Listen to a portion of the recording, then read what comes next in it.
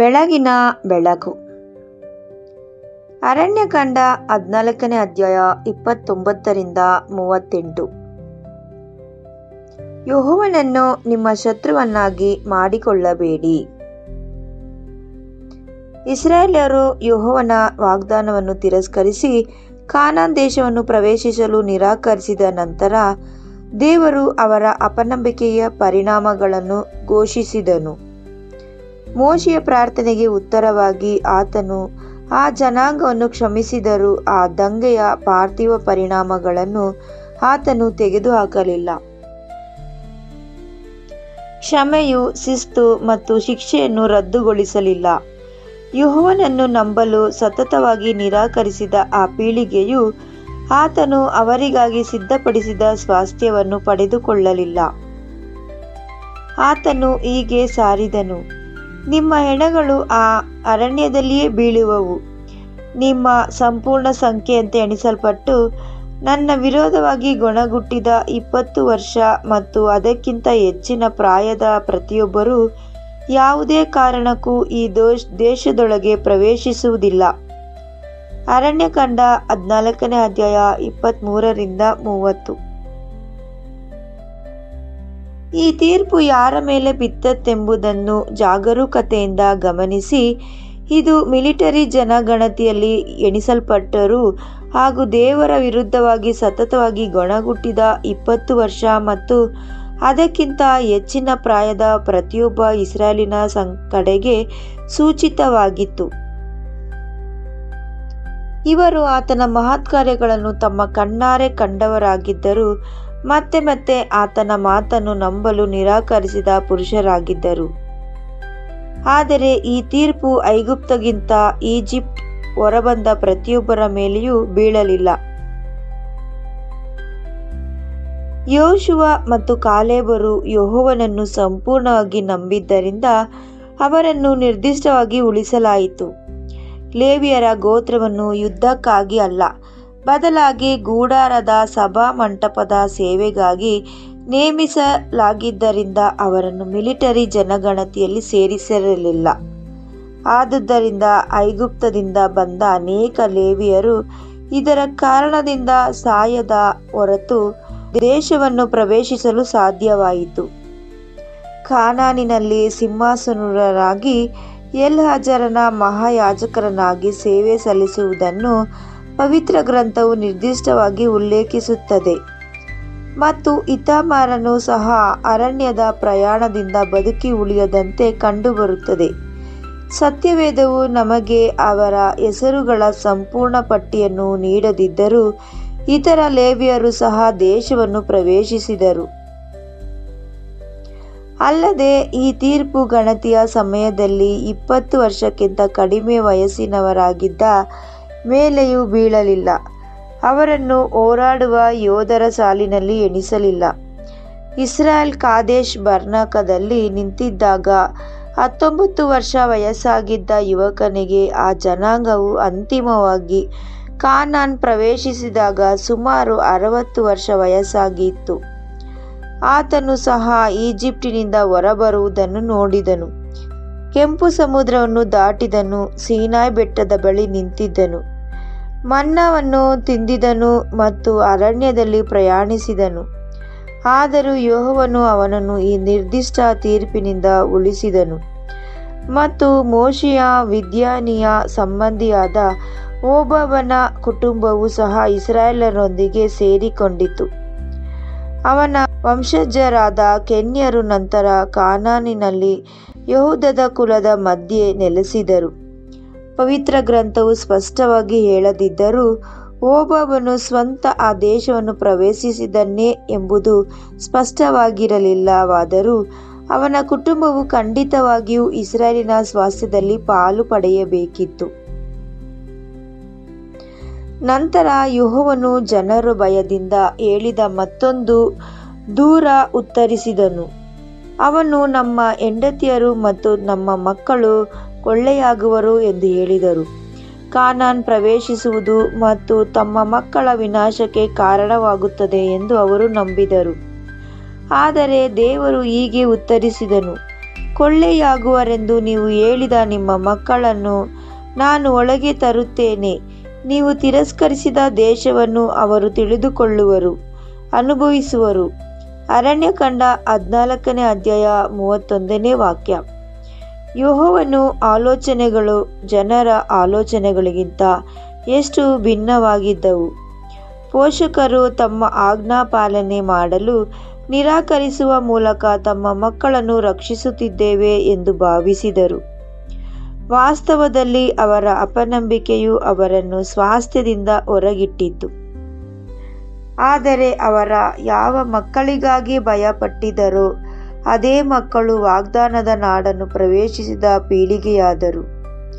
ಇವರು ನಿರ್ಲಕ್ಷಿಸಿದ ಸ್ವಾಸ್ಥ್ಯವು ಮಕ್ಕಳ ಪಾಲಿನ ಆನಂದವಾಯಿತು. ದೇವರು ಮುಂದುವರಿಸುತ್ತಾ ಹೀಗೆ ಹೇಳಿದನು, ನಿಮ್ಮ ಹೆಣಗಳು ಅರಣ್ಯದಲ್ಲಿ ನಶಿಸಿ ಹೋಗುವ ತನಕ ನಿಮ್ಮ ಮಕ್ಕಳು 40 ವರ್ಷಗಳ ಕಾಲ ಅರಣ್ಯದಲ್ಲಿ ಕುರಿಪಾಲಕರಾಗಿದ್ದು ನಿಮ್ಮ ಅಪನಂಬಿಕೆಯ ಪರಿಣಾಮಗಳನ್ನು ಅನುಭವಿಸುವರು. ಅರಣ್ಯಕಾಂಡ 14ನೇ ಅಧ್ಯಾಯ 33ನೇ ವಾಕ್ಯ. ಇಲ್ಲಿ ನಾವು ಜಾಗರೂಕರಾಗಿರಬೇಕು. ಮಕ್ಕಳು ತಮ್ಮ ಪೋಷಕರ ಅಪರಾಧಕ್ಕಾಗಿ ಶಿಕ್ಷೆಯನ್ನು ಅನುಭವಿಸುತ್ತಿರಲಿಲ್ಲ. ಪ್ರತಿಯೊಬ್ಬ ವ್ಯಕ್ತಿಯು ತನ್ನ ಸ್ವಂತ ಪಾಪಕ್ಕಾಗಿ ಯೆಹೋವನ ಮುಂದೆ ಉತ್ತರದಾಯಿಯಾಗಿದ್ದಾನೆ ಎಂದು ಪವಿತ್ರ ಗ್ರಂಥವು ಸತತವಾಗಿ ಬೋಧಿಸುತ್ತದೆ. ಆದರೆ ಮಕ್ಕಳು ತಮ್ಮ ಪೋಷಕರು ಮಾಡುವ ಆಯ್ಕೆಗಳ ಪರಿಣಾಮಗಳನ್ನು ಎದುರಿಸಬೇಕಾಗುತ್ತದೆ. ಪೋಷಕರು ಕಾನಾನ್ ಪ್ರವೇಶಿಸಲು ನಿರಾಕರಿಸಿದ್ದರಿಂದ ಮಕ್ಕಳು ಸಹ 40 ವರ್ಷಗಳ ಕಾಲ ಅರಣ್ಯದಲ್ಲಿಯೇ ಇರಬೇಕಾಯಿತು. ಇದು ನಮಗೆ ಒಂದು ಪ್ರಮುಖ ಸತ್ಯವನ್ನು ತೋರಿಸುತ್ತದೆ. ಪಾಪವು ಅದನ್ನು ಮಾಡುವ ವ್ಯಕ್ತಿಯನ್ನು ಮಾತ್ರ ಬಾಧಿಸುವುದು ಅಪರೂಪ. ತಂದೆಯು ದಂಗೆಯ ಅವನ ಕೂಡ ಕುಟುಂಬಕ್ಕೆ ದುಃಖವನ್ನು ತರುತ್ತದೆ. ತಾಯಿಯ ಅಪನಂಬಿಕೆ ಮಕ್ಕಳ ಮೇಲೆ ಗಾಯಗಳನ್ನು ಉಂಟು ಮಾಡಬಹುದು.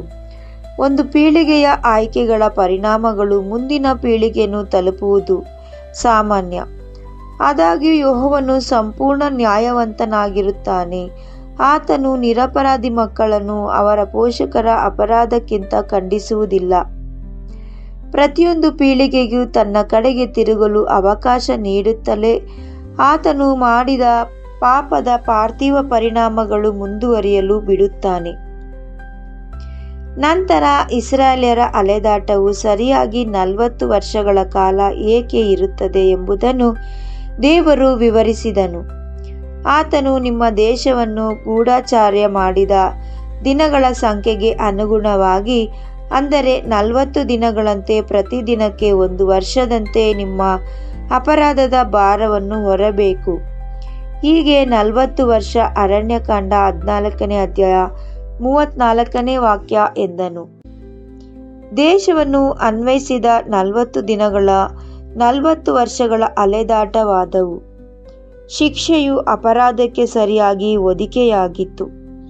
ಅವರ ನಂಬಿಕೆಯನ್ನು ಬಲಪಡಿಸಬೇಕಾಗಿದ್ದ ಪ್ರತಿಯೊಂದು ದಿನವೂ ಅವರು ದೇವರ ವಾಗ್ದಾನವನ್ನು ನಂಬಲು ನಿರಾಕರಿಸಿದ್ದರಿಂದ ಶಿಸ್ತಿನ ವರ್ಷವಾಗಿ ಬದಲಾಯಿತು. ತದನಂತರ ಯೆಹೋವನು ಅರಣ್ಯದ ಇಡೀ ಪ್ರಯಾಣದಲ್ಲೇ ಅತ್ಯಂತ ಭಯಾನಕವಾದ ಹೇಳಿಕೆಗಳಲ್ಲಿ ಒಂದನ್ನು ನುಡಿದನು. ಆತನು, ನಾನು ನಿಮಗೆ ವಿರೋಧಿಯಾಗದಿದ್ದರೆ ಏನೆಂಬುದನ್ನು ನೀವು ತಿಳಿದುಕೊಳ್ಳುವಿರಿ. ಅರಣ್ಯಕಾಂಡ 14ನೇ ಅಧ್ಯಾಯ 34ನೇ ವಾಕ್ಯ ಎಂದನು. ಕೆಲವು ಭಾಷಾಂತರಗಳು ಇದನ್ನು ನನ್ನಿಂದ ದೂರವಾಗುವುದರ ಅರ್ಥವೇನೆಂದು ನೀವು ತಿಳಿದುಕೊಳ್ಳುವಿರಿ ಎಂದು ಓದುತ್ತೇವೆ. ನಾನು ನಿಮ್ಮನ್ನು ಶತ್ರುವಾದರೆ ಹೇಗಿರುತ್ತದೆ ಎಂಬುದನ್ನು ನೀವು ಕಂಡುಕೊಳ್ಳುವಿರಿ. ಈ ಮಾತುಗಳು ನಮ್ಮಲ್ಲಿ ಪ್ರತಿಯೊಬ್ಬರೂ ಒಮ್ಮೆ ಯೋಚಿಸುವಂತೆ, ಸ್ತಬ್ಧರಾಗುವಂತೆ ಮಾಡಬೇಕು.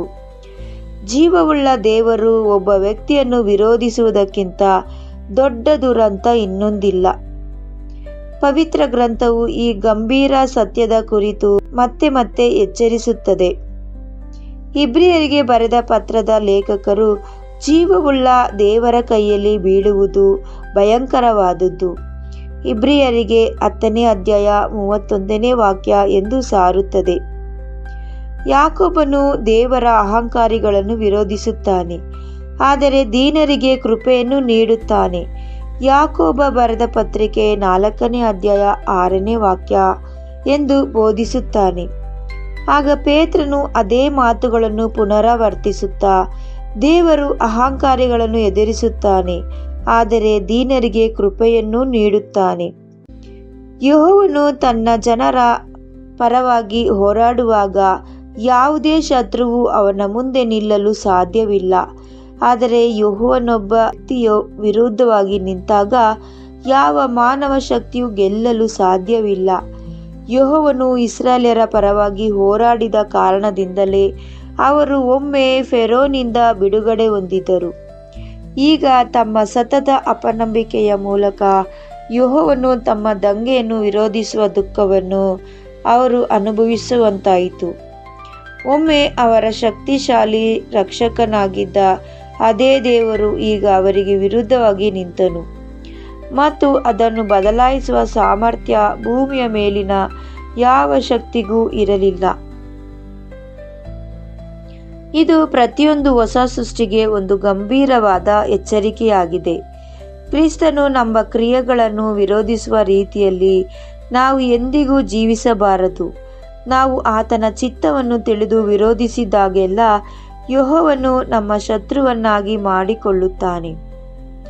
ಆತನ ವಾಕ್ಯವು ಸತತವಾಗಿ ತಿರಸ್ಕರಿಸುತ್ತಾ ಆದರೂ ಆತನ ಆಶೀರ್ವಾದಗಳನ್ನು ನಿರೀಕ್ಷಿಸಿದಾಗ ನಾವು ಆತನನ್ನು ಶತ್ರುವನ್ನಾಗಿ ಮಾಡಿಕೊಳ್ಳುತ್ತೇವೆ. ಆತನ ಶಿಕ್ಷೆಯ ವಿರುದ್ಧ ನಮ್ಮ ಹೃದಯಗಳನ್ನು ಕಠಿಣಗೊಳಿಸಿಕೊಂಡಾಗ ಆತನನ್ನು ಶತ್ರುವನ್ನಾಗಿ ಮಾಡಿಕೊಳ್ಳುತ್ತೇವೆ. ಪಶ್ಚಾತ್ತಾಪ ಪಡಲು ಅಹಂಕಾರವು ನಿರಾಕರಿಸಿದಾಗ ಆತನನ್ನು ಶತ್ರುವನ್ನಾಗಿ ಮಾಡಿಕೊಳ್ಳುತ್ತೇವೆ. ವಿಧೇಯತೆಗಿಂತ ಅಪನಂಬಿಕೆಯನ್ನೇ ಸತತವಾಗಿ ಆರಿಸಿಕೊಂಡಾಗ ಆತನನ್ನು ನಮ್ಮ ಶತ್ರುವನ್ನಾಗಿ ಮಾಡಿಕೊಳ್ಳುತ್ತೇವೆ.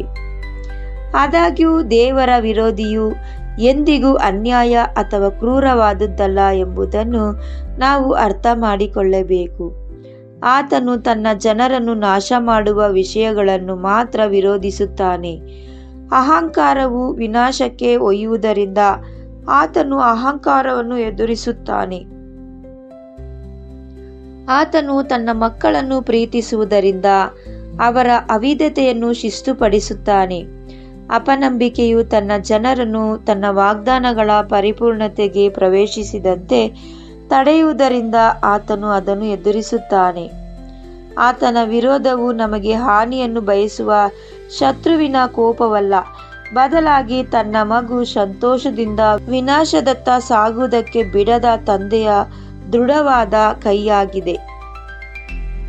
ಆದುದರಿಂದ ಹೊಸ ಸೃಷ್ಟಿಯು ಆತನ ಪ್ರಕಟಿತ ಚಿತ್ತಕ್ಕೆ ವಿರುದ್ಧವಾಗಿ ಉದ್ದೇಶಪೂರ್ವಕವಾಗಿ ನಡೆಯುತ್ತಾ ದೇವರ ಕೃಪೆಯನ್ನು ಹಗುರವಾಗಿ ದುರುಪಯೋಗ ತೆಗೆದುಕೊಳ್ಳಬಾರದು. ಬದಲಾಗಿ ನಾವು ಆತನ ಮುಂದೆ ನಮ್ಮನ್ನು ತಗ್ಗಿಸಿಕೊಳ್ಳಲು, ಆತನ ಶಿಕ್ಷೆಯನ್ನು ಸ್ವೀಕರಿಸಲು ಮತ್ತು ಆತನು ನಮ್ಮ ಹೃದಯಗಳಲ್ಲಿ ಅಪನಂಬಿಕೆಯನ್ನು ಎತ್ತಿ ತೋರಿಸಿದಾಗ ತಕ್ಷಣವೇ ಪಶ್ಚಾತ್ತಾಪ ಪಡೆಯಲು ಕರೆಯಲ್ಪಟ್ಟಿದ್ದೇವೆ.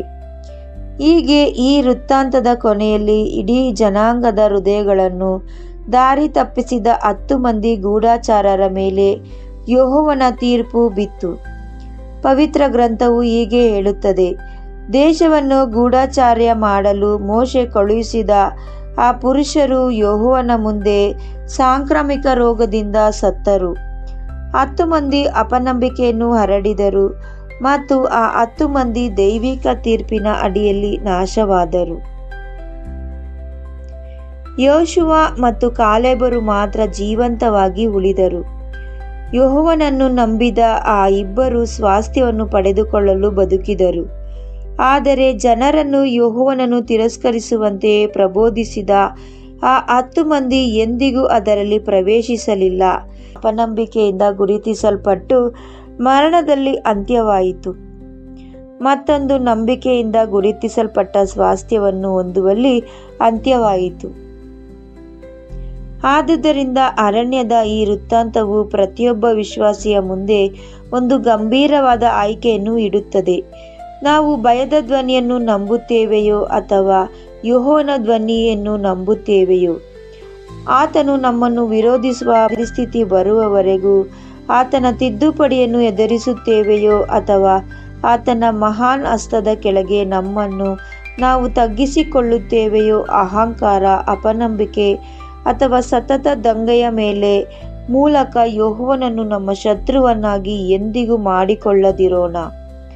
ಬದಲಾಗಿ ಆತನ ವಾಗ್ದಾನಗಳು ನೆರವೇರುವುದನ್ನು ನಾವು ಇನ್ನೂ ನೋಡದಿರುವಾಗ ಅವುಗಳನ್ನು ನಂಬುತ್ತಾ ಆತನ ಮುಂದೆ ದೀನತೆಯಿಂದ ನಡೆಯೋಣ. ಏಕೆಂದರೆ ಆತನೊಂದಿಗೆ ನಂಬಿಕೆಯಲ್ಲಿ ನಡೆಯುವವರು ತನ್ನ ಜನರನ್ನು ಶಿಸ್ತುಪಡಿಸುವ ದೇವರೇ ತಾನು ಅವರಿಗಾಗಿ ಸಿದ್ಧಪಡಿಸಿದ ಪ್ರತಿಯೊಂದು ಸ್ವಾಸ್ಥ್ಯಕ್ಕೆ ಅವರನ್ನು ನಡೆಸುವ ದೇವರೆಂದು ಕಂಡುಕೊಳ್ಳುವರು. ಇಸ್ರಾಯೇಲರು ತಮ್ಮ ಅಪನಂಬಿಕೆಯನ್ನು ಯೆಹೋವನು ವಿರೋಧಿಸುವುದಕ್ಕಿಂತ ಭಯಾನಕವಾದದ್ದು ಬೇರೇನೂ ಇಲ್ಲ ಎಂಬುದನ್ನು ಕಲಿತರು. ಆದಾಗ್ಯೂ ದಂಗೆಯನ್ನು ವಿರೋಧಿಸಿದ ಅದೇ ದೇವರು ಯೆಹೋಶುವ, ಕಾಲೇಬ್ ಮತ್ತು ತನ್ನನ್ನು ನಂಬಿದ ಪ್ರತಿಯೊಬ್ಬರನ್ನು ವಾಗ್ದಾನದ ನಾಡಿಗೆ ವಿಶ್ವಾಸದಿಂದ ನಡೆಸಿದನು. ನಾವು ದೀನತೆ, ನಂಬಿಕೆ ಮತ್ತು ವಿಧೇಯತೆಯಲ್ಲಿ ನಡೆಯೋಣ.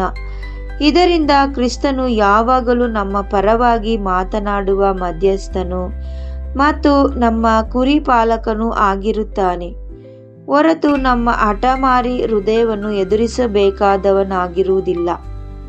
ಪ್ರಾರ್ಥನೆ. ಓ ಯೆಹೋವನೇ, ನಮ್ಮ ದೇವರೇ, ನೀವು ನಮಗೆ ವಿರೋಧವಾಗಿ ನಿಲ್ಲುವುದಕ್ಕಿಂತ ದೊಡ್ಡ ದುರಂತ ಇನ್ನೊಂದಿಲ್ಲ. ಆದುದರಿಂದ ನಮ್ಮ ಹೃದಯಗಳನ್ನು ಕಾಯಿರಿ. ನಿಮ್ಮ ಚಿತ್ತವನ್ನು ವಿರೋಧಿಸುವುದರಿಂದ, ನಿಮ್ಮ ತಿದ್ದುಪಡಿಗೆ ವಿರುದ್ಧವಾಗಿ ಕಠಿಣವಾದವರಿಂದ ಅಥವಾ ನಿಮ್ಮ ಕೃಪೆಯನ್ನು ಹಗುರವಾಗಿ ತೆಗೆದುಕೊಳ್ಳುವುದರಿಂದ ನಮ್ಮನ್ನು ಕಾಪಾಡಿ. ನಿಮ್ಮ ವಿರೋಧವು ಎಂದಿಗೂ ಕ್ರೂರತೆಯಲ್ಲ, ಬದಲಾಗಿ ಪ್ರೀತಿಯ ತಂದೆಯ ದೃಢವಾದ ಕೈ ಎಂಬುದನ್ನು ನಮಗೆ ಕಲಿಸಿರಿ. ನಿಮ್ಮ ಮಹಾನ್ ಹಸ್ತದ ಕೆಳಗೆ ಶೀಘ್ರವಾಗಿ ನಮ್ಮನ್ನು ತಗ್ಗಿಸಿಕೊಳ್ಳಲು ಮತ್ತು ತಡಮಾಡದೆ ಪಶ್ಚಾತ್ತಾಪ ಪಡಲು ನಮಗೆ ಸಹಾಯ ಮಾಡಿ. ಕ್ರಿಸ್ತನು ಯಾವಾಗಲೂ ನಮ್ಮ ಪರವಾಗಿ ಮಾತನಾಡುವ ಮಧ್ಯಸ್ಥನು ಮತ್ತು ಕುರಿಪಾಲಕನೂ ಆಗಿರಲಿ, ನಮ್ಮನ್ನು ಎದುರಿಸಬೇಕಾದವನಾಗಿರದಿರಲಿ.